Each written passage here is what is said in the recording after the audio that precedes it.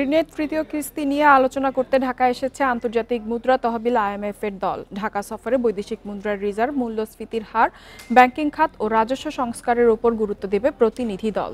মঙ্গলবার 10 সদস্যের IMF দল ঢাকায় পৌঁছেছে। বুধবার থেকে তারা অর্থ বিভাগ, বাংলাদেশ ব্যাংক, জাতীয় রাজস্ব বোর্ড সহ কয়েকটি সরকারি সংস্থার সঙ্গে বৈঠক করবে। সফররত দলটি দেশের সামষ্টিক অর্থনৈতিক স্থিতিশীলতার জন্য জ্বালানি ভর্তুকি, সরকারি ঋণ, আসন্ন বাজেট ও রাষ্ট্রীয় মালিকানাধীন সংস্থাগুলোর কর্মদক্ষতা নিয়ে আলোচনা করবে।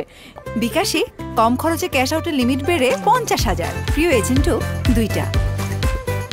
এছাড়া ব্যাংকিং খাতে বেশ কিছু সংস্কার প্রস্তাব ও ব্যাংক কোম্পানি আইন বাস্তবায়ন সহ অগ্রগতি নিয়ে আলোচনা করবে সংস্থাটি। আগামী 8 মে পর্যন্ত ঢাকায় থাকবে প্রতিনিধি দল।